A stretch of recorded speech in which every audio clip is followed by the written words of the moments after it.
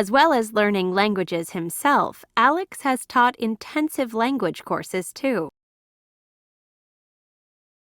He appears in the media around the world and regularly posts about language on Twitter and the Memrise blog. He has also written a book, How to Speak Any Language Fluently.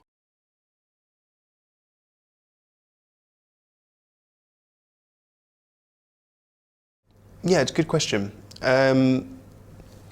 So put it this way, I've never met anyone who couldn't learn a language. You know, I mean, if they had the right motivation, the right time allocation, the right resources, and the right expectations, I've never met anyone who's had all of those things in place and still failed. But many of us fail to learn languages because one of those things is not there. We don't have enough time, we're not doing it for the right reasons, or we expect it to be a lot easier than it actually is. Well, the easiest language for me to learn was definitely Afrikaans because the grammar is very, very simple. So there are almost no irregular verbs. There's only 3 real tenses you have to worry about. And a lot of the vocabulary in Afrikaans is very similar to vocabulary in English. So for example, there's this sentence which is my pen is in my hand and my hand is in warm water, which in Afrikaans is my pen is in my hand en my hand is in warm water, which, you know, is very, very easy for English speakers to learn. So the easiest languages to learn are the languages that are most similar to the one you speak natively, because you don't have to learn so many new concepts, and maybe you can already understand a lot of the vocabulary because it's similar to what you already know.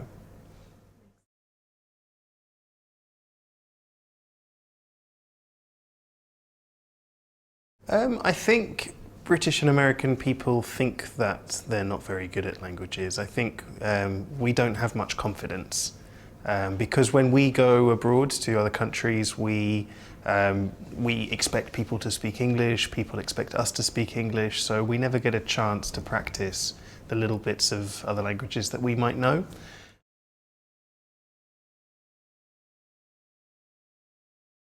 I think the most important thing for someone who wants to learn a new language to remember is that nothing happens overnight.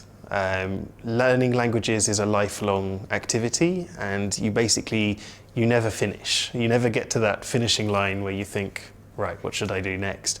When you learn a new language, you need to accept the fact that there will always be more to learn, no matter how much you learn. And so the best approach is to just start doing it in little steps, just doing, say, 10 to 15 minutes a day, whenever you can find time around your routine, and then building that up over a year or 2 years before you really start to feel very confident using that language.